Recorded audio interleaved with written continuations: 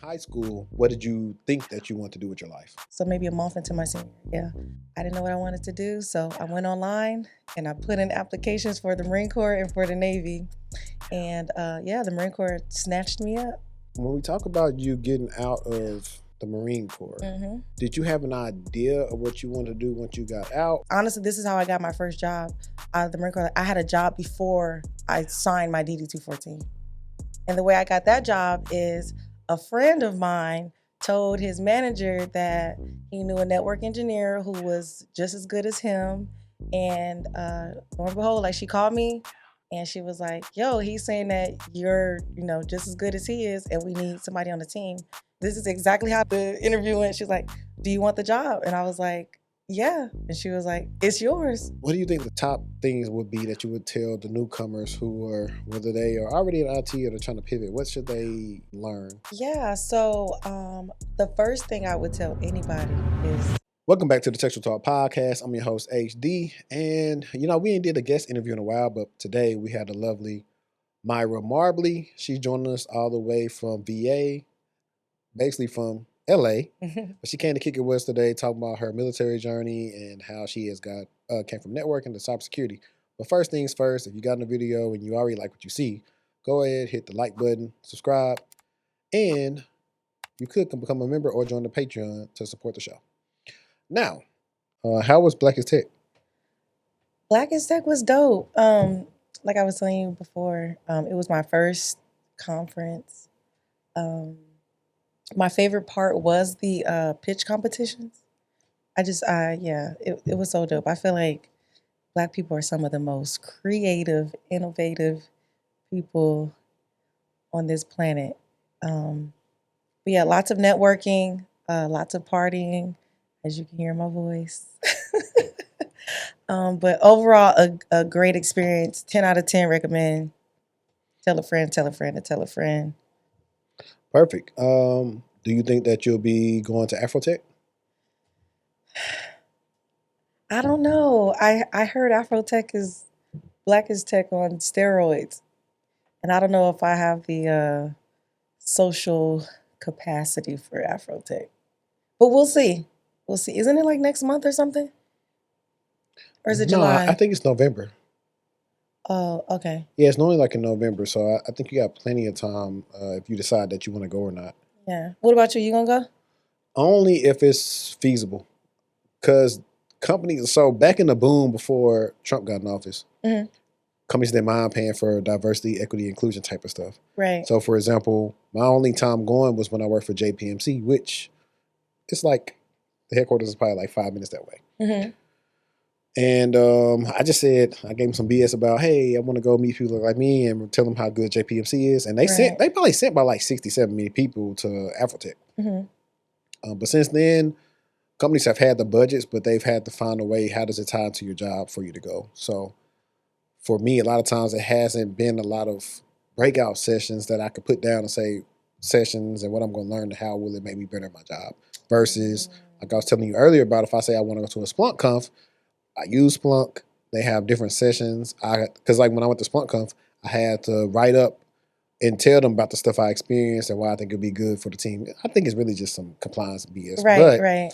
it's hard to do that there because a lot of times, Afrotech back in the day, they wouldn't release the speakers or the breakout sessions until like the week, like a couple of weeks before. So, but if I could probably get like media credentials and I could line up like a lot of like interviews and stuff like that, Right. probably I had to be worthwhile for me because it's it's a good time. It's good. I think the one thing you probably enjoyed at Black as Tech is like you was finally in the majority. Finally. So I think that's what Yes. like you probably enjoyed the most, and that's definitely what I enjoyed the most when I went. To be honest, Definitely. With so many, I think that was, yeah, that was up there on the list for me too. Just being around so many people that look like me, that's doing the same thing as me, if not more, and everyone was just so eager to learn and just be in that space. So I think that was dope as well. perfect. So let me go ahead and we'll get right into it. Okay. Who is Myra? Ooh, okay. Myra is a child of God, first and foremost. I am a mother, a friend. Um, the list goes on, but yeah, I'm Myra. I'm funny. I'm funny as hell. If someone's asked me what is something you like know about yourself, I know that I'm funny. Um, yeah, and I'm kind. Okay. Yeah. Finna draw it out of you a little bit. Okay. So talk about young Myra, like maybe like senior year going into like what do you plan on want to doing after you graduate high school? So in high school, what did you think that you want to do with your life?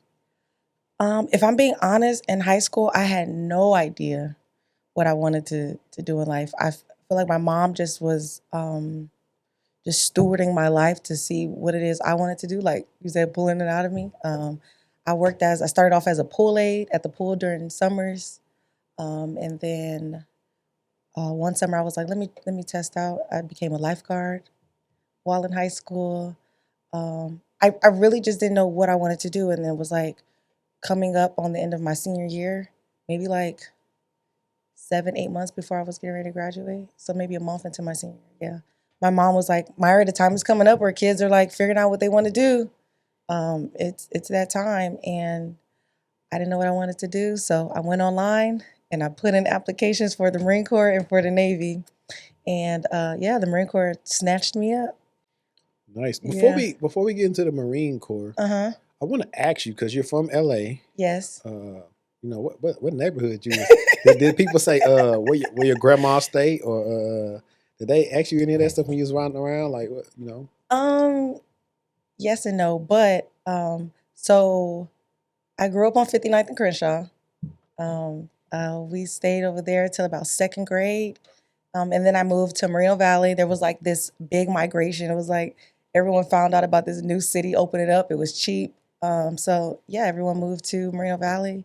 And then I want to say like halfway into my freshman year, I moved back to Los Angeles. Okay. Um, and then I ended up going to school in another city, which is Hawthorne. It's like one of the outer cities. And then yeah, I graduated from there. Okay. I'm just started thinking about like a whole bunch of Yeah. stupid stuff. He's talking like I know like what's Montoya name? Yeah, his name is Montoya. Uh-huh. He was from Gardenia. Gardena. Gardena. There we go. Listen, she know I know this stuff. I'm just messing it up. But yeah, I thought about that. Then I'm stupid enough. I posted on my story the picture of Elroy and what's Craig daddy name? I forgot what his Oh, you're talking about from Friday. I forgot what his daddy name is, but Willie. Uh-huh. And you know, I put on the caption. It was cold that night, and so I thought about like how far is like Rancho Cucamonga away from you. Oh, it um ooh, don't call me. Look, friends and family, if y'all watching this, y'all know I'm far removed just a little bit. But maybe like an hour. No, from LA, no.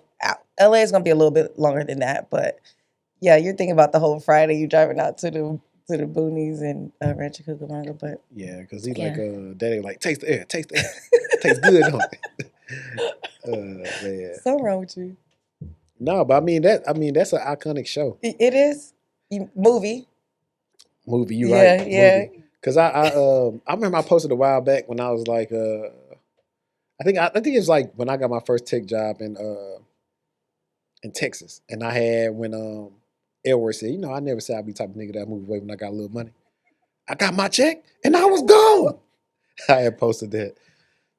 That's like funny. I don't know. Yeah. All right, before we get into like the other nitty gritty, what's your favorite Friday? Um, right after next. Really? Yes. I am a boy, Damon. Okay. You ain't a paw. You a nigga that steal. Yes. um, let's see. Give me a quick section.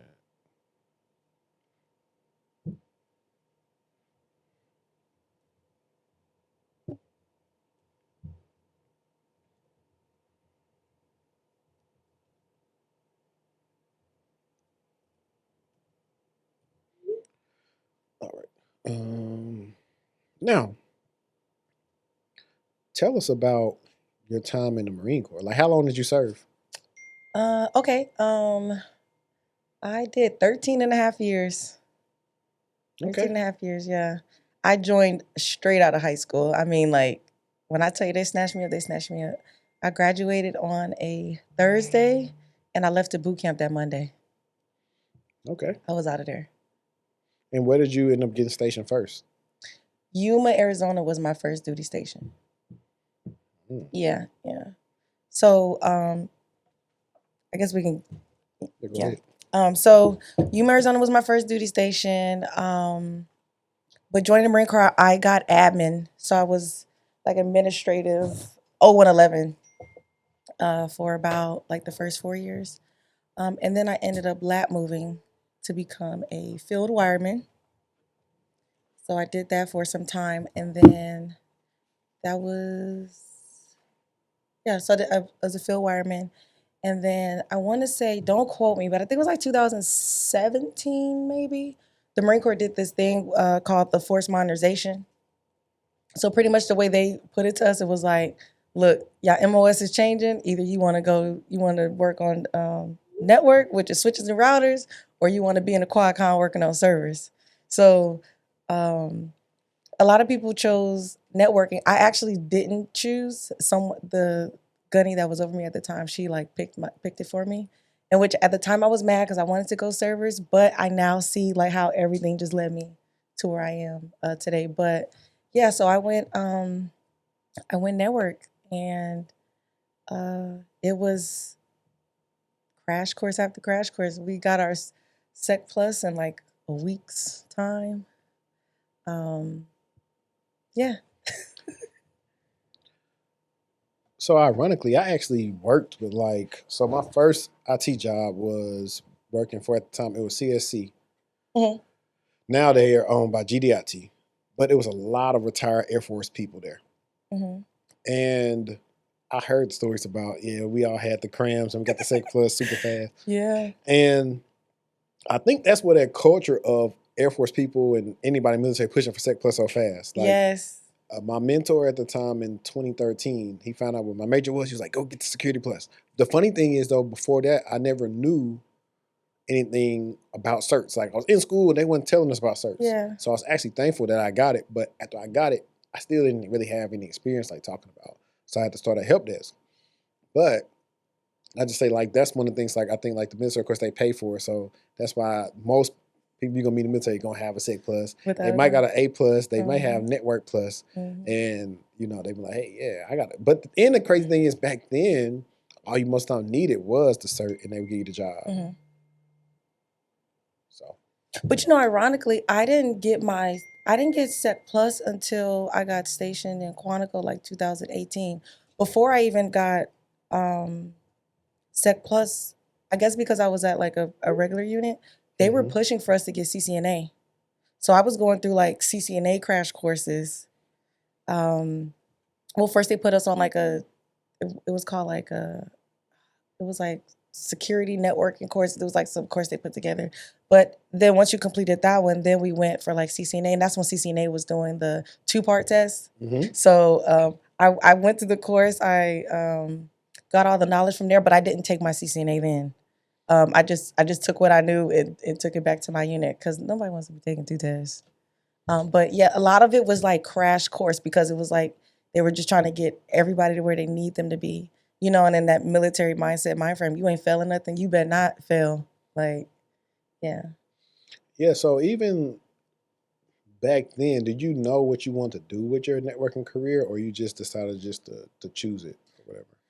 No, I was the one following the crowd. Like, what is it that I need to do in order to be successful in this new MOS that we have? Because I was going against people who had been field wiremen for like their whole career. I was admin first, so I had no type of knowledge in this field at all. Okay. Yeah, that's like most people. Hmm. And so throughout those 13 years, like what did you do? Was it like fairly simple? Did it kind of like stay the same? Did much change or what was it like? Um, it stayed the same for the most part. I think with networking, the way we had things set up in the Marine Corps, it was like plug and play. Like you can configure your Dales and your switches, back home, and then once you get into the field, you're just plugging and playing. Okay. And Yes, and then yeah. So like how, and I'm just asking a different question because for all the military people, Uh-huh. like was it hard? Was it like a learning curve? Like how did you feel like doing that job? Like when I guess I'll say, when do you feel like, I don't want to say belong because sometimes you never feel like you belong, Mhm. right? But when did you feel like you at least not mastered the job but got good at your job in the military? If I'm being honest, I would say that it got easier once I applied myself. Once I got out of that mindset of like I'm being forced to do this, I don't want to do it, I don't know what this is. It was when I really started like taking it serious that it was like, okay, I can learn this and I'm pretty damn good at it, you know? So I guess to answer your question, it's like just when I got out of my own way. Okay. So Yeah. so in the military, I don't know how rank and stuff, all that kind of work. Like, how did your job and everything else tie into like you getting like promotions or ranking up? Like, how does that work? Because I'm presuming a lot when I say this, but um, you didn't have to go like to war or anything, right? Your stuff was strictly just like IT and Right. networking and stuff, right? Uh-huh. Uh-huh. So like, yeah, how does that work when you how do you rank up when you are just like you have like a job, but it's in the Marine Corps? So if I can remember correctly, because it's been a minute. But you have like your PFT that you take, you have your CFT, you have your fitness reports and your fitness report is pretty much um, your, think of it like your manager writing you up for the whole year. It about like what you did, how you compare to the other people on your teams, how you compare to people that they've previously graded, Hmm. and then like promotions and all that. That comes from like headquarters of Marine Corps. I hope I'm explaining all of this right because I'm so far removed from this stuff, but it's a accumulation of multiple things, if that makes sense. Okay. Okay. And so I know, like I said, we talked earlier. Like we're definitely not gonna act like you had a job interview, right? But like what? And I'm like, okay. So around the time frame, I guess when did you get into the Marine Corps to versus like when you get out? What's that year time frame? Like when you started? I joined in 2008. Okay, 2008, and then so 13 years. That's what 2021. Yep, December Okay, 2021. got it. Okay, cool. So you 13 years in the Marine Corps. Hmm. What type of, I guess, like, were you touching? Was everything like hardware, software? Like, what were you doing when it came to the networking side of like, or I just do it like this, typical like, if you can remember, Hmm. typical day in the life or like just stuff like you would probably be doing when you were doing networking for the Marines. Yeah.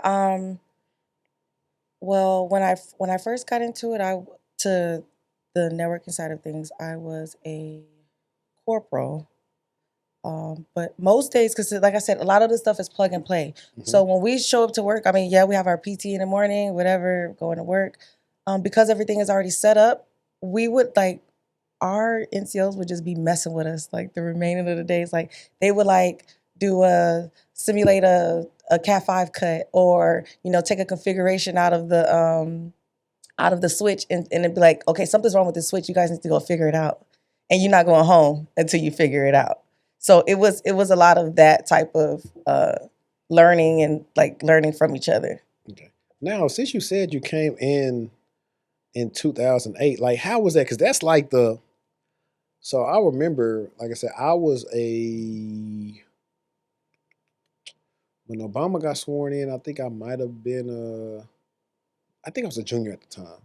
Yeah, so like he got sworn in 09. Yes, I was a junior at the time. However, um, that still was a time when we was rough in this depression and everything else. Like, and how were tensions military wise then working doing networking? Because I got a client and I was texting him. He was like, "Man, my bad for not getting back to you."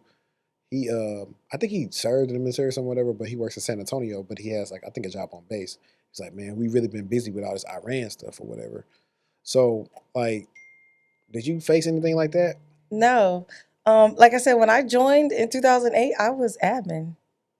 I Okay. was 0111, I worked in the section called separations. So I was doing like the DD 214s and then the orders that um, pretty much say like, hey, you're separated. This is how long you did X, Y, and Z. This is where you're going. This is where your house is. That type of stuff. But so I didn't cross over to this side until like 2012. But even then, I was in a student status, so I was away from like an actual unit. I was like in a schoolhouse, so I was being treated like a brand new Marine coming in, going to school all over again, like to the MOS school. Okay. So doesn't it take, and like I said, I'm wrong, I'm a civilian here, but Mm-hmm. don't it take like, what is it, like 20 years to like retire from the Yeah, military? yeah. So like, I did knew this was you, coming. yeah, so what made you not want to go to 2028? I was done. Okay, I was done, sir, done. Um, I think once you hit a certain rank, it changes. The politics of it is different. And I guess for me, like I knew that if I stayed in any longer, I wasn't gonna make it. Like I wasn't gonna make it. And then my last duty station was on Quantico. I worked at the Marine Corps Cyber Operations Group. It's called McCog. Like one day you have and I was a little stern as a staff sergeant, not gonna lie. But one day you got this PFC sitting next to you calling you Staff Sergeant Marbley. Next day they walk in, they hired on with Lido. Someone, so what's up, Myra? Huh. Making six figures. So PFC is private first class, right? Yeah, Okay. yeah. Okay. And so you was like, hold on, how y'all getting all this bread? And No, not so much that, because I knew that no matter what I chose to do, I would need to look at the long run of it, right? Like I wasn't one to like, I heard I can make this amount of money.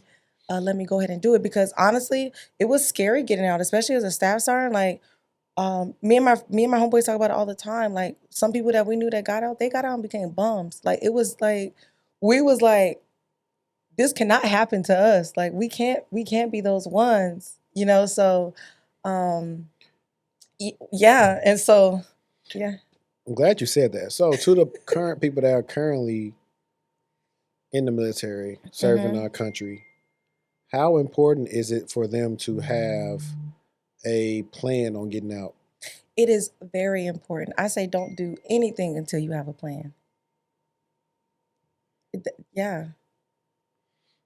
There's so many resources. There are so many resources for military members, especially I think this generation has access to a lot of stuff too, So um, definitely make sure you have a plan, and not just a plan like, oh, I'm gonna do X, Y, and Z. Like it needs to be like executable plans. Like what is that acronym for? Like when you're planning something out, it needs to be feasible, like time. You know what I'm saying? Like you get what I'm saying? I don't, but I'm just not along. It's like when you have a plan, it needs to align with like you need to attainable goal, Okay. a time that it needs to be a good time frame. Like you can't say, oh, I want to get Sec Plus and then have it like a 2 year time spent. It should take you 2 years to get Sec Plus. You know what I'm saying? Were you able to do the Skill Bridge program? I wasn't, but I do know people who did it. I do know Okay. people who did it. So is it different based on what branch you're in, or does it kind of all work the same on how you want to, if you want to get into Skill Bridge? If I'm being honest, it all depends on your unit. Your unit has to say like, yeah, we can afford to lose this person for these couple months while they transition out. And it just depends on the ranks. I know Skill Bridge for the unit that I got out from, there had to be like another staff and CO inbound in order for another Marine to take off and go do Skill Bridge. Okay. Okay. Perfect. Now, when we talk about, oops, I hit the wrong ankle. When we talk about you getting out of the Marine Corps, Mm-hmm. did you have an idea of what you wanted to do once you got out, or did you spray and pray? Like, let's talk about you, because did you go from the Marine Corps to technically you would have been in a private, was it a private job, but a public role inside the company, or was it just a private company, private job? What do you mean? Like, was I working like a Wait, civilian okay, job while let me being a rephrase Marine? it, because I probably asked you a crazy, stupid question. It probably don't make sense. Did you get a job at a private company but working like a public contract, or were you just working a private job like for a private company in general doing networking? I still don't understand your question, but I'll give you the answer. So what I did was, the minute I decided that I was like I wasn't going to reenlist, I was going to be done. That's when I just made sure I had my ducks in my row. I mean, ducks in my row, my ducks in a row. Um, I was, I think at the time. So the way I did my degrees, I did them like I did all three back to back: my associates, my bachelor's, my master's. When I was getting out, I had just started my associates, which was like computer networks, general studies, and I was going to use my Sec Plus because that's what everybody like lean on, and then so I was like job hunting, right, and then I had a few people I knew who had got out from the Marine Corps and specifically the unit I was at, and like we really kept in touch. So this, and honestly, this is how I got my first job out of the Marine Corps. Like, I had a job before I signed my DD 214. Like it was like, hey, as soon as your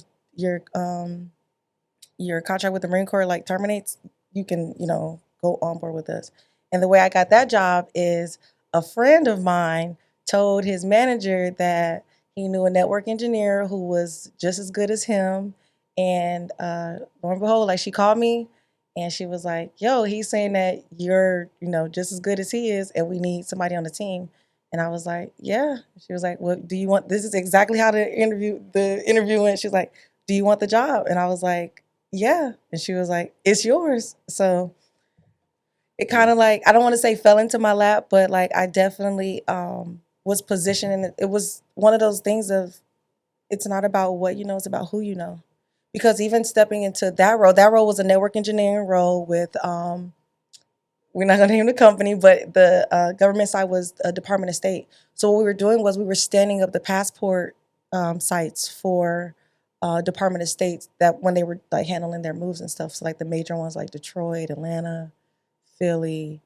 Um, but yeah, and I learned more, and I didn't know half of what that job required until I got my hands on it. But I do what I had to do, and I stayed there for about 8 months, 8, 9 months, and then another opportunity presented itself, and then I moved on. But yeah, definitely somebody looked out for me. Yeah, no, it's funny because, um, like you said, it's not what you know, it's who you know. But my Hmm. guy, Dewan Lightfoot, always says it's not what you know, but who knows you. Yes. Like that's the biggest one. And honestly, that's the reason why I'm so big on, like I was telling you earlier about LinkedIn conferences, branding, Mhm. because of that. Like I've been able to do certain interviews because I applied to a job, I mentioned somebody that I'm connected to, and like, yo, what's going on? Hey, how you like working at so and so? They're like, man, it's cool. And I'm like, oh, word? Yeah, I just applied for so and so role. They was like, word? I'm like, hey, we probably can use you at here. Let me go reach out to him. I work with that team. Mhm. But that's because they know me because of everything I've said over the last 5, 6 years Yeah. on this camera. Now, when I say that, I'm not telling everybody to go get a camera Right. and be a content creator. I'm just saying, as far as like whether it comes to writing a blog or you Yeah. writing a insightful post on LinkedIn or you putting demos out on LinkedIn from stuff you know how to do it. Like, please do it. It definitely helps out a lot. And sometimes your interviews will be easier because they already know you are. And then if somebody who's doing good in the company, like you said, somebody who is just as good as me is looking for a job, it's easier to get hired. Now, I do want to ask you something before we go more into that other job. Okay. What is what is it, DD 214? Yeah. What is that? That is your whatever branch you served in the military. That is your military's life work on one piece of paper. Pretty much, it has everything on there. All of the jobs you worked, how long you served, the type of discharge you got, and it's needed for a lot of things. Uh, once you get out, but that's what that is. Okay. I mean, I hope I'm explaining it right, but yeah, DD 214. Shout So out to my DD 214 blanketers out there. so were you one of the people that was able to, and if this is TMI, you can say TMI, Uh-uh. were you able to get like your disability and stuff? TM. No, I'm kidding. Yeah, I was. No, I'm just saying, like, Everyone should. Everyone should. If you did any time in the military, like you never know. I'm not one to push for people like, going VA line and doing all that stuff, but I feel like everyone deserves something. Yeah. I'm Yeah. I'm not hating on the next man bag. Yeah, and I'm saying that just because of like, hey, might as well do it while they getting this good because of how they trying to change and do all this other crap that I see the veterans talking about online. So I Mm-hmm. definitely say that. So now I'll ask you more about the new job and what were some of the adjustments maybe that you think you had to make from working for the military to working for a non-military company? Ooh.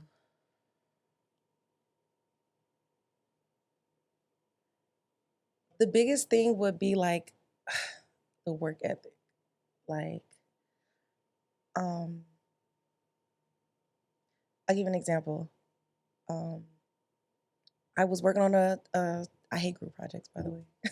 Why? I'd rather do it all myself, get it done, and just, turn it in. But long story short, I was working on a project with a peer of mine, and we were setting up a server. And I'm not a server person at all. However, because I'm in the environment that I'm in, I have nothing but space and opportunity to get this thing going. The other individual is a server person.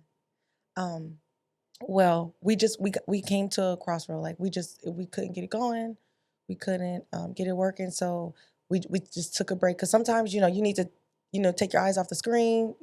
X, Y, and Z. Um, so I step away, go back to my desk or whatever, calling over to the individual, see if we can, get back started on this thing. And the next thing I know, my manager's calling me like, "Hey, he doesn't want to work on that particular, project anymore. Do you think you can like, finish it?" So I didn't give her no slack at the time or whatever, but I remember walking back over to his desk because I think I left something. He's over there looking at like auctions and new cars and all kinds of stuff. And I made a comment to him and I said, "So you can sit up here and learn all the specs about a brand new boat. You got Facebook, you got all these tabs open, but you mean you can't take the time of day to learn about this server or whatever it is we need to get stood up?" And so I would say, if I'm being honest, my biggest challenge has been like my tact. Um, because when speaking to civilians and, if I was in the Marine Corps, that wouldn't have fly. Like, what? You don't want to do it no more because it's too hard? What? Yeah, no. But so I would say that was like my biggest transition. Next to actually learning what it is my organization needed, right? Because when I worked at the previous company as a network engineer, it was totally different from what the position of the network engineering for, the follow one. Yeah. So that was it. Yeah. I just thought about when you talking about that one fly in the military, I thought about Major Payne. Yes, exactly. I thought about that. It's one of my favorite Exactly. movies, by the way. Yeah, do that. Do that. I mean, obviously you can't do that to and I guess there is a tactful way to get that across, but I at the time I just didn't know how else to like say it to him. Yeah. Because in my mind that's like it just don't make sense. That's baffling. What? And then not only did he say it or he was able to quit. He was able to say, "I don't want to do this. This is outside of my wheelhouse." Yeah, you don't deal with I can't. I think, but that's one of the things too where um, I talk about a lot about emotional intelligence. Yes, yes. Where sometimes you didn't have to exercise a lot of emotional intelligence in certain roles or whatever you do. Mm-hmm. So when you have to deal with people, it's like, okay, it's like we have kids. So every kid is different. Mm-hmm. I could talk to this one this certain way, Right. this one a certain way, this one Uh-huh. this certain way. It's the same approach you got to take when you are whether you're leading or managing people Right. because man, these people are snap or they just make it seem like you just so bad and it's a way just to cover your bases. Well, thank goodness I wasn't his manager. I was his peer. Right. No, but still, I totally get what you're saying. There is a proper way to get your point across without coming off that way. But I was just giving you an example. That's just how it was in the beginning. I just for the life of me couldn't understand it. I didn't understand the whole like I have a tummy ache, so I can't come in today, you know, They or was like, BSing you. That's BS. Like telling somebody you got a tummy ache, that's pure BS. That is definitely not a reason to say like, oh, I don't want to come in today. yeah. That's BS.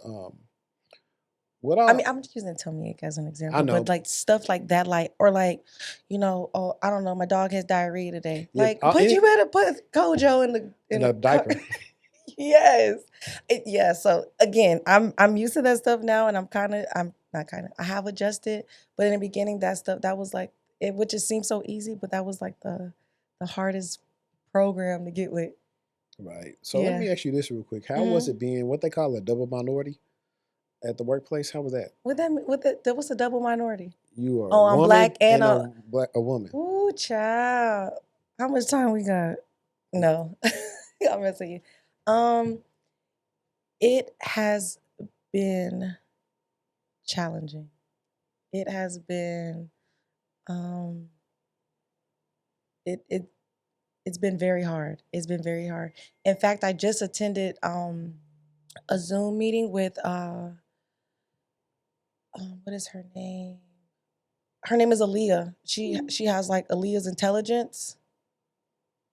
She has like I don't know if it's a podcast or, but anyway, we were talking about like hostility in the workplace and how like black women have to, you know, deal with that and, you know, things of that nature. But so shout out to Leah for hosting that safe space for a lot of us women in this space who like constantly deal with that. But to answer your question, it was really hard. At times I was the angry black woman, you know, or um, even to where like I find myself doing way more than, or having to do way more than my counterparts just to stay afloat, if that makes sense. Okay. Yeah. Makes sense. I think it's just an adjustment period that most people have to get used to when it comes to working in corporate. So now, No.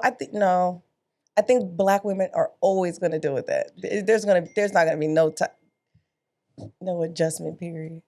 I get what you're saying though, but I think it's always going to exist. yeah, However, we don't have to deal with it. yeah.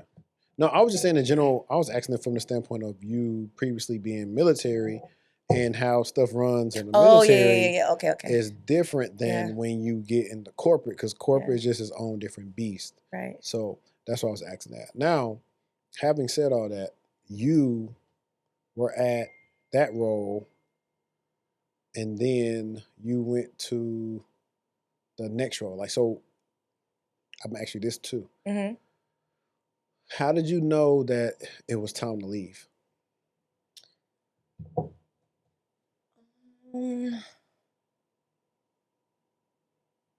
When enough became enough. Uh, the same the same manager who hired me on Easily, right? Got this easy conversation with her. The job is yours. It just became really difficult, like working for her, like the micromanaging, and I mean the micromanaging was crazy. Like we're not just talking about like, hey, give me your war report for what you did for the day. It was like every single move we made because not we weren't Was it only. just you or was it everybody? It was me and the guy, my friend that helped me on. Okay. And Um, was it because were y'all both black? yes, Okay. yes, and that was another thing too. Our peers wasn't having to do the type of stuff that you know we had to do. But needless to say, it just got to be a lot. And and additionally, it was like I'm having to deal with this from her. I'm traveling like once every month. I'm away from my family because I was married at the time. So it was like I'm away from my husband and my kids, and I'm still having to deal with this. Like I'm not going to deal with this. So I started looking, and again, I came up with a plan. And sure enough, I was able to land another role, and I did. I want to go back into that question because so many times on the show, I've had people or we've seen women talk about the black women manager and all this other stuff. But in your scenario, it's not just you, as a black man as well that's Mm-hmm. going through these things. Mm-hmm. Is there a possibility, granted, I don't know if you ever had a conversation with her like, hey, what's changed, but is there a possibility that she was under, I guess, like more scrutiny or whatever microscope and possibly was just passing it on to you guys, not knowing really know how to deal with it, or what? Because that's what it seems like. It seems like whatever was going on with her and her management, they was hitting her, and so she was like, it's one of the things where, okay, was she older than you? Uh, older than me? Maybe. I would say maybe by a couple years. Maybe by a couple years. Okay. I only ask that because a lot of times, the black people sometimes believe in that tough love, and it's kind of one of the ways where, No, this lady wasn't black. oh, she wasn't black. No, Oh, okay, good. No. That's my fault for assuming. Yeah. You know what happens when you assume? I make an ass out of you and me. You and me. No, so No, yeah. this no. whole time I was thinking that she was, because when you brought in, and that's how dialed in I am to the black women talking so much about black women managers. That, Oh no, No. The role after that I did end up with black female manager, but no, yeah, this lady wasn't. Okay. So do you think this was one, a way to manage y'all out? Or two, in so many words, knowing that y'all was already minorities, to make sure y'all doing what y'all supposed to do, because they probably thinking about cutting y'all off anyway. No, because when we told them when we told them we wanted to leave, they tried to offer us something different. Yeah, so it wasn't that. I do think that like to your point of maybe she was like under a lot of scrutiny. So I do understand that part of it. So there is a possibility that that was it as well, but I do think there's a way to communicate that. And when you don't communicate that, and we're constantly telling you, because me and him we were both very vocal like about certain things, and we were cool with the core of the contract. So stuff she was asking us wasn't, and that's when the straw broke the camel's. I'm sorry, I just got excited because I was like, Go I just ahead. remembered it. But we got in good with the core, and we had asked about certain tasks, and those tasks never came. That wasn't what was being asked from the customer. So now you just got us doing work just for shits and giggles. Makes a lot of sense now. Makes a lot of sense. So you're Yeah. doing okay. So the job that you left, that's the new current role that you're in now. Yeah. Okay. And now, so let's talk about that, because, like I said, we're gonna talk about this at a very high level, because you have now entered. Okay, let's backtrack. Let's backtrack. What made you decide that you wanted to leave from doing strictly networking to move more so into, I want to get into that cyber sphere? So when it was time to go for my bachelor's, if and I'll tell you what happened. So the way I signed up for my bachelor's degree was through the VA. And so when I went to go for my original degree, I didn't see it in what the VA would cover. And so I saw that computer networks and cybersecurity was available. So I was like, I'll just get my bachelor's in that, And so I went for it. And then so I was still network engineering while completing my bachelor's. And then during that time, I ended up getting a new manager, and and I ended up getting a new manager, and I remember he had asked me something. Because he was in town, and I think he had asked me like to go to dinner with the team or something like that. And I was like, I can't. I have class in Maryland. Like I have to drive from Virginia to Maryland tonight. And I remember him asking me about my degree and all of that stuff. And once I finished, and I remember I came back and I told him I was done with my master's. He was like, if you want, I can create this cybersecurity engineering position for you, and you can shape it, make it your own. We could figure out how to tie in, what it is you can bring to this role and what we already have, and we'll go from there. And that's what happened. We found someone to take on my previous role as a network engineer, and then he created this new cybersecurity role for me, and I've been doing that ever since. Fire. Yeah. Shout out to him because that was yeah. And it was just so random too. And I wasn't thinking about going to to actually work as a cybersecurity engineer. I was just getting my degrees. Okay, so they made the new role for Uh you huh. in cybersecurity, Hmm. and they're pretty much letting you figure out what you want your niche to be. Correct.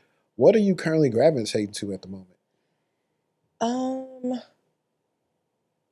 So just harping on what's already in place, firewalls. Like I was telling you, the AAA servers.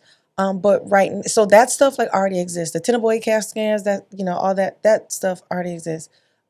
Something I want to bring in is the pen testing.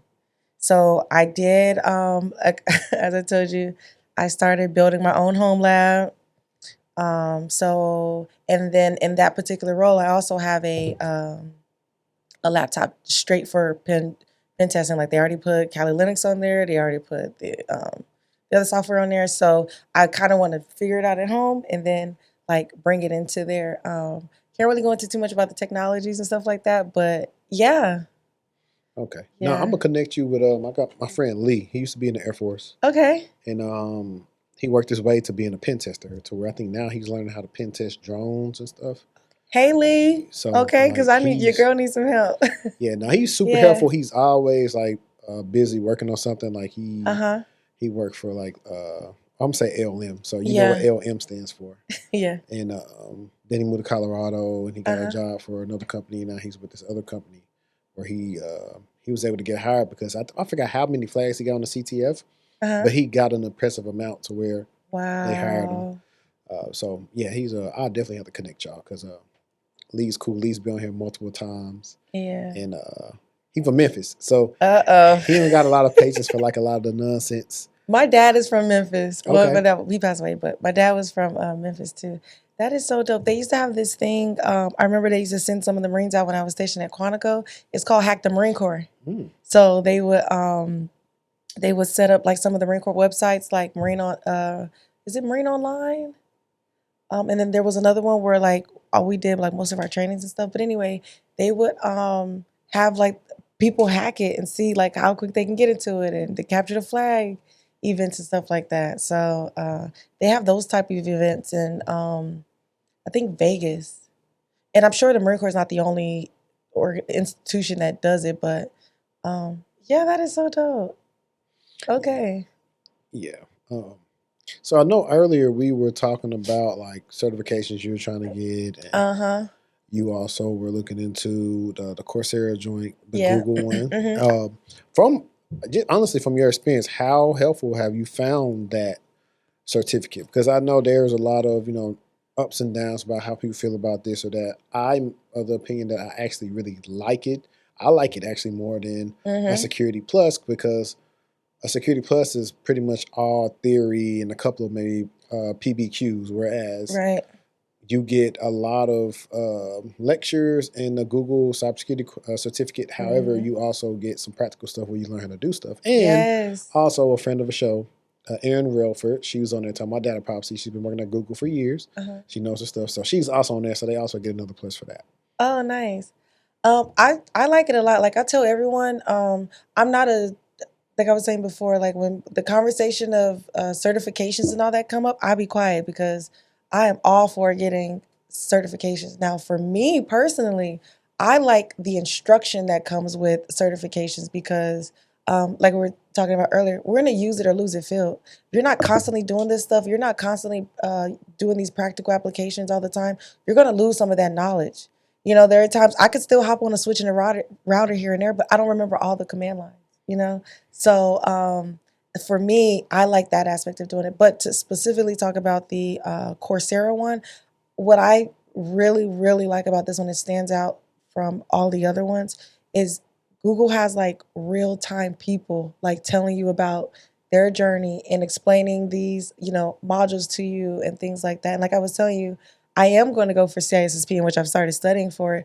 But this Google cybersecurity certification, it harps on the 8 modules of in CISSP. So I thought that was the 8 domains in CSSP. So I thought that was pretty dope too. So I like it. I'm trucking along. I think I'm at the end of module 2 right now. There's like 8 modules, and again, how for everyone watching, how I was able to get this certification for free is the school that I went to as an alumni. They offered us this free course through Coursera, and yeah, so that's another way to get your certifications and stuff paid for. A lot of times, your schools have these resources, and they will cover the fee for that. But yes, to answer your question, I absolutely love this course so far, and again, it just feels really not like homely, but it feels like relatable. Yeah, that's the word. So funny that you mentioned like schools that pay for stuff. I think I've seen a lot of people go to the school that you go to based on what I've seen on your LinkedIn. Mm-hmm. What made you choose your school that you currently go to versus the Capellas, the WGUs, or any of the other schools that you could probably complete like super fast? So when I first started off at school, well, I'm getting ready to age myself. So when I first started taking college courses, this was like when I was like first joining the Marine Corps. So because we were admin got the bad rep of just sitting behind the desk all day. So you either had to be like good at PT or going to school to, doing something. So I started taking courses when my oldest son, he was maybe a couple months old, and he's getting ready to be 16. So I started those courses like a while ago. So I started those with American Military University because my first duty station was Yuma, Arizona. So that was the school everybody was going to. It was right there on base. It was easy to access. And then so I stopped going to school, right? Life happens, you get married, have kids, all the things, XYZ. When I got to Quantico, when I got to McCog, it was actually Chris. Chris was like, yo, you need to sign up with UMUC. They're like offering this, they have the degree programs for what we need and all of that. So it was actually Chris that forced me to get back into school. And the crazy thing is I always mess with him about it. Chris, I know you're watching. I love you so much, but I'm going to say it. I passed him up, like, in us going to school. Like, and so, in fact, our picture from what, the year before last, I want to say, he was finishing his bachelor's. I was finishing my master's. So I always make fun of him for that. But yeah, that is why I had a friend, and my friend Chris, he was really adamant about this school, and I'm so glad I did it because UMUC was awesome. I mean, like the professors down to like our peers. It was. I won't say school. The coursework was easy, but it was just a blessing knowing that you had help every step of the way. And then what I do, like, I'm not sure about how other schools do it. A lot of the coursework too were the leads up for the testing out of most of the certifications. So like for CEH, if you wanted to be an ethical hacker in undergrad, you could test out in that. They had it for Sec Plus, they had it for Net Plus, and the list goes on. So yeah, I'm thankful I chose that school. Yeah, I think that's how some of the other schools are, where like WGU, if you got all these certs, you can kind of like test out like of a lot of classes or whatever.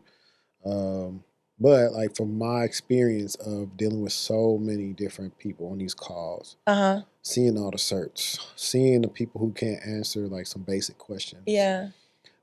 The people who choose certain schools, they kind of get mad at the people who've been in the industry for a while for our takes, but my takes are never out of personal bias. It's really more so of what I experience of dealing with people I consult. And so a lot of the takes people are not aware of, I sometimes have to come back and say, hey, I'm making this off of having hundreds of calls over the last 6 years of what I've seen on resumes, what people have been able to answer and not answer. And I always tell them, I was like, certain schools, like you typically already had experience because you were doing networking already. Certain schools are typically better if you already have experience versus not knowing anything. Because even when just regular school makes you study all the stuff for whatever semester, and then it doesn't build off of it next semester, so you forgot everything you had, which is a horrible way, I think, to gauge if you know something or how to learn, whereas it should just be in steps per that. And not only that, go into people that go to traditional schools where the first 2 years, you be taking classes you just took mostly in high school. So now that's why I think a lot of people end up just either failing out or just saying forget it, because it's like I'm not interested in this because I just took these classes. For me, my first 2 years definitely were not as good as my last 2 years because, well, really it wasn't a full last 2 years. I went into college in 2010 and graduated November 2013, so it really wasn't a full 4 years. Mm-hmm. But those first couple of years was a little rocky. One, because I just wasn't interested in the stuff. Like, I don't want to take geology. I don't want to take sociology. I'm not interested in taking these classes. I came here to do the CIS degree. Give me all the classes related to computers. Mm-hmm. So I think whenever they change stuff like that and give people the stuff that they actually interested in, that's going to make for a better experience for people, and also building out their curriculum. Hey, get with a couple of top companies and say, hey, what are y'all entry-level people learning? Mm-hmm. How can we build a curriculum around that? So we used to either get an internship or you guys hire somebody from our school. They'd be able to compete and be fine at the job. Yeah. Because a lot of places, unless you like they got rotational programs, a lot of places don't hire a lot of entry-level talent because they don't have the resources to really train them the way they want to. Mm-hmm. And so that's why you'll see 3 to 5 years experience for an entry-level role, because they just don't have those programs embedded. And that's why it sucks. That's why a lot of times I'm telling people, like, really research your school, look at the curriculum, look at how many people get internships, because that's what you're going to need to do in order to get into the industry. Mm-hmm. Unless you have a person like me or anybody else that is able to help you or speak on your behalf to help you get an internship or a job.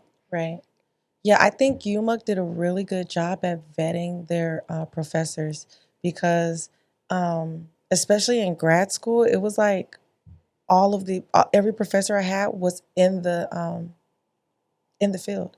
So, and they were like very passionate about what they do. You could tell they almost like stepped in with the thought process of, you're going to be the next one behind me and you're not going to be out there looking like ass and have my name saying that I taught you this. Like, so I remember I had one professor, and he's the reason why I remember some of the stuff I remember. I used to have to meet up with him via Zoom on Saturdays because I just wasn't getting the curriculum at all. And he was like, well, then if that's the case, we need to be meeting on Saturdays. How does Saturdays at one sound? And he was a pilot too. So he was like flying on the side. He was doing like cybersecurity stuff on the side. And he was, a professor. So that was pretty cool too. But it was like that with all of my professors in grad school. Like, they was not playing with us. It was like, you not finna be out here saying that I taught you and you don't know none of this. Yeah. Yeah, it was funny. I mean, in the area, they have a lot of professors. Oh, yeah. I have a friend, I want to say about 2020, mm-hmm. She did one of those programs out there. It wasn't through school. It was one of them programs, you could pay for, where they say you work for them and they manufacture stuff. But she was able to get in. She learned how to use EMAS and all this other stuff. And she's been thriving in her career. And so that's how I first knew like that was existing, because it was over there first. And then when they started doing it everywhere else, I said, okay, I'm familiar with the game of what's going on, what you're trying to do in your career. Mm-hmm. Now, having said all that, we talked about the certifications and how you feel about certifications. Mm-hmm. We talked about your niche, with the pen testing, or you got red teaming or whatever. Honestly, I'm biased, but I definitely should say you should look more into the blue team. But that's just me. I mean, I'm in a lab environment, so it's a playground. Like, I can.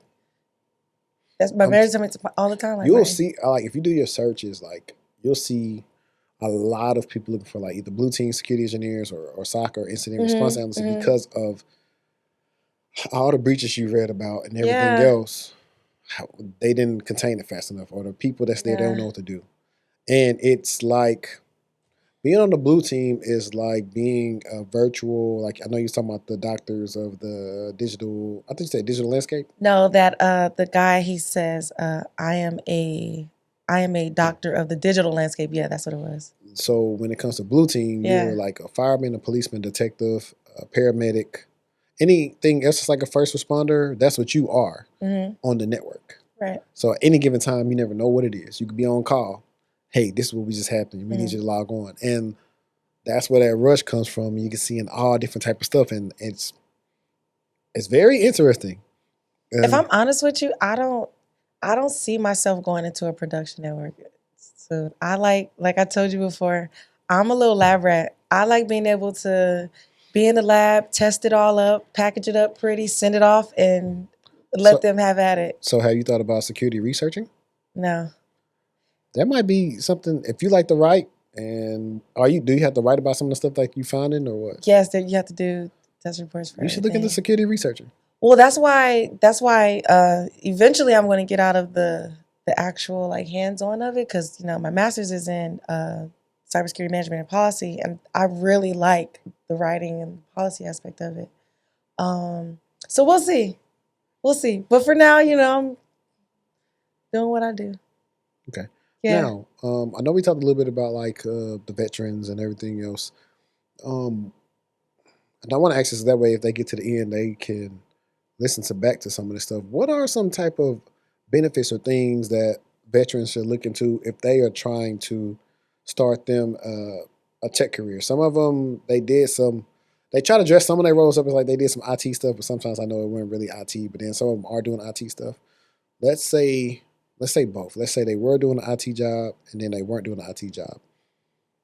What type of stuff do they have at their disposal to possibly get access to where at least they can at least get certified? Of course, we know that they can get school paid for, but outside of the school, what could they do? You're saying like the non-IT jobs and then trying to go to IT jobs? Because this is the crazy thing is this was a big conversation at amongst people that were in attendance of Black is Tech, because it wasn't just people in tech. There was people like wanting to get into tech. Yeah. In fact, one of the girls I met, she's an entrepreneur in the beauty industry, and she's wanting to get into tech. So we were talking about those transferable skills. That's what they call them. And it's like, I want to go keep for a second, but did you see that skit with Tiffany Haddish where she was like talking to like the strippers and the hoes, and they were like, I used to count my pimp money. She was like, so you're good with finances, huh? So she was like, I never seen that one. I don't really. I find her to be funny acting. I don't find her to be that funny. But anyway, I don't. If I'm being honest with you, I don't know the resources that are out there. But if it was me, I would look and to see. I mean, there's so much information out there, but I would just look and see what skills I have that can transfer into what it is now. Like even if it's like time management, even if it's like what's some gosh, Well, a lot of stuff I see, a lot of times you got time management. You have people talking about attention to detail. yes. Conflict resolution. I see like a lot of soft skill stuff that people have in their resume that shouldn't be on there. Oh, only because you can showcase those things in the interview. Yeah, but I would say that I don't know if TRS is still a thing. It's like what is it, transition readiness. I remember when I was getting out of the Marine Corps, it was a like course you had to take. Okay. You had to sit and they, take you through like a week long of like your transition process and all of that. But in that course, they went through the transferable skills with us. Like you picked the job you were doing and the job you were looking to do, and they were helping you like position your resume and things like that. Is that what you were asking again? Yeah. Because I don't. I mean, honestly, because I know like just, people say it take about, I think it's like either a year and a half to a year that you need to have your plan on when you know you're about to get out. Yeah. So I've heard that from the many people I've had that's been in the military, whether it's been the Army, Air Force, Navy, Marines, National Guard, whatever it is they in, they've pretty much said all the same thing. Like, hey, you gotta be planning this thing out for real. Yeah, and no, I get it. Like time flies, but a year and a half, that's if you about your if we make time for the things we want to make time for. Like if you really about it, if you really serious about your future and what it is that's going to be next for you, then you're going to do what you need to do. Yeah, and then like what's that thing? I forgot. It's something. It's called something. But I've seen a lot of military people. They go there and they get able to get training for certs and stuff like that. I cannot think of the name. It'll come to me eventually. I know what you're talking about.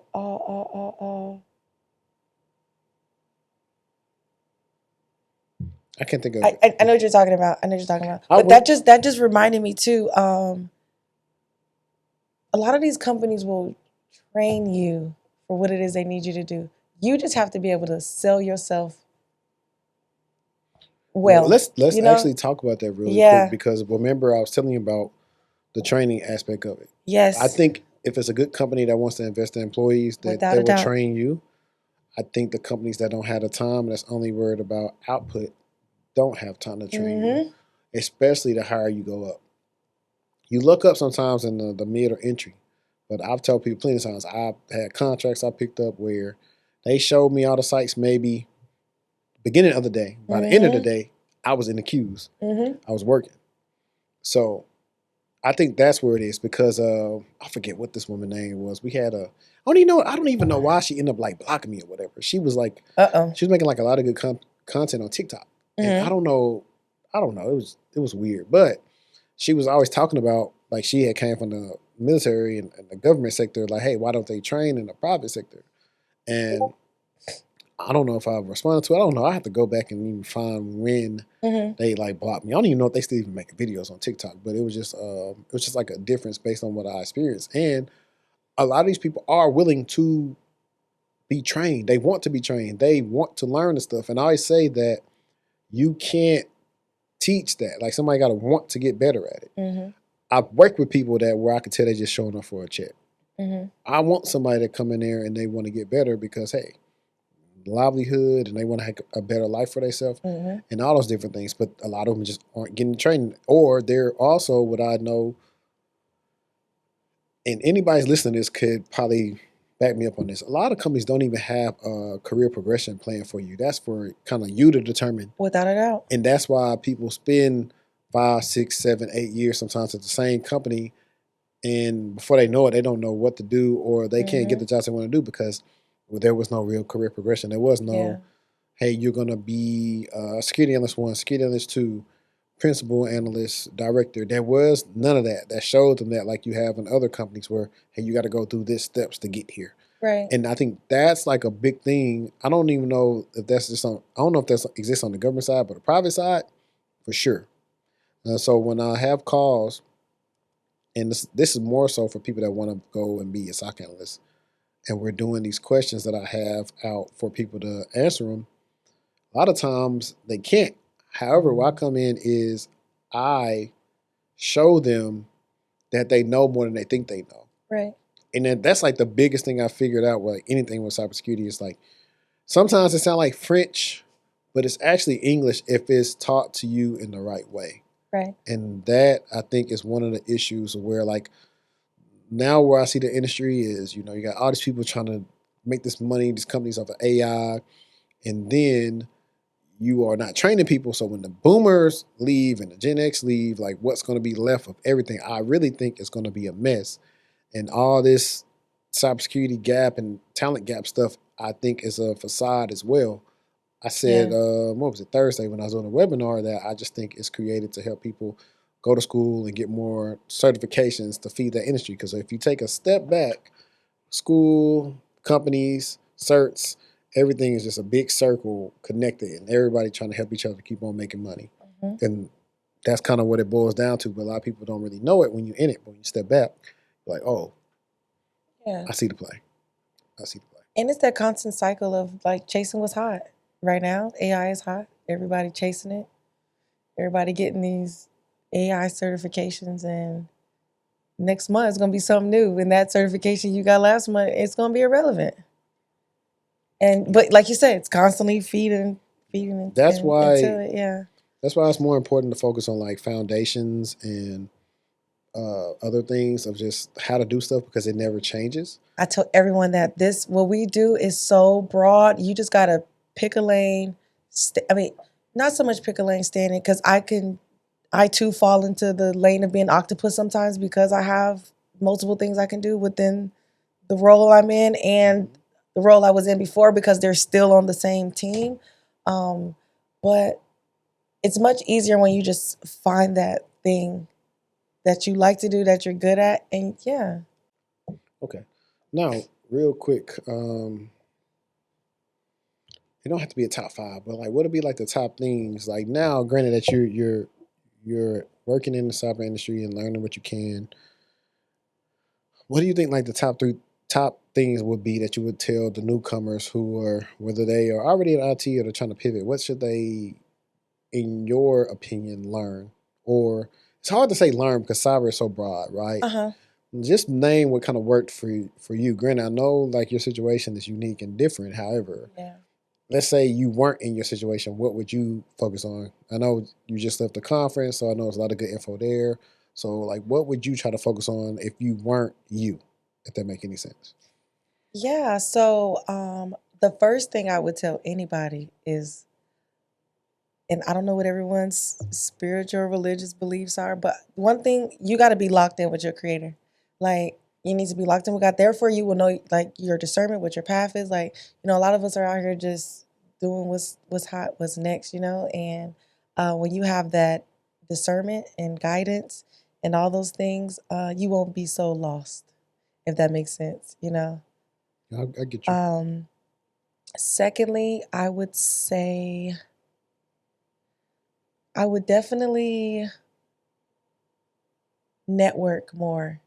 I already had the eagerness of like wanting to learn because it's just so much. But I would definitely say networking because, like we said, it's not about. Would you say it's not about? What did your friend say? It's not about who you know, but who knows you. Yeah, definitely that. I wasn't a big on networking. Like I said, this is my first conference ever. This is my first time doing this. I've always, like I told you, just introverted when it came to my work. But um, yeah, because you never know who someone's sitting next to you, you know, or anyway. And what else? I don't, I don't know. The words of Nipsey also stay dangerous. Oh, yes, you gotta, you gotta, you everyone. Let me. It's college vacation. Yeah, A black though think if it's feasible for them to go to school, should they go? without a doubt, without a lot of the coursework that I in, I'd say mainly in undergrad. Grad school was a little different because it's focused um, on a particular thing, whereas undergrad it was more so all over the place.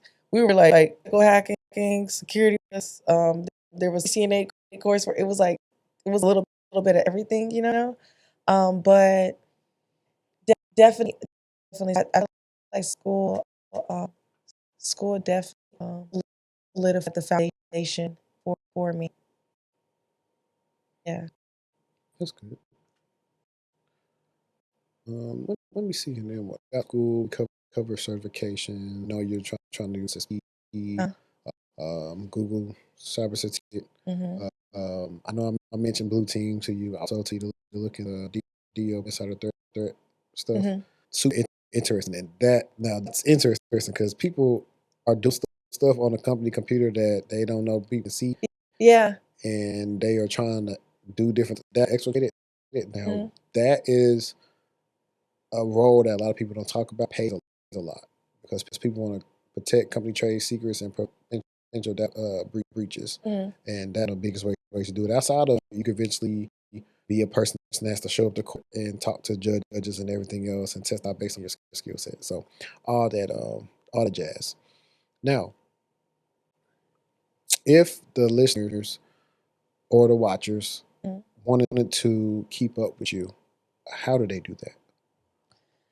Let's see. I'm on TikTok a little bit. Um, my name on TikTok is Lifting Frosted Firewalls. I know it's corny. My kids helped me come up with my kids and ChatGPT helped me come up with that. But little backstory: I love to lift. That's my thing. I like to lift heavy. Love working out. The frosted part came from my baking background. I love to bake. Um, and then the firewalls. Obviously, I work on firewalls. So we just put it all together. LinkedIn, Myra Marbley. I am on Facebook as well, Myra Marbley.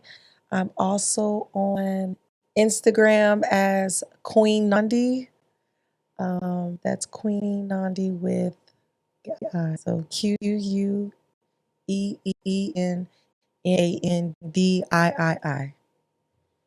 Yeah, I think I named them all. That was it. Okay. Perfect. Well, I'm pretty sure that everybody enjoyed this episode, and we probably have to reach back out in about a year or two, do a part Yeah. two or something, to kind of just see how on your journey and everything else. But guys, if you appreciate this episode, like I always say, subscribe, share it out, and like I always say, let's stay textual, and we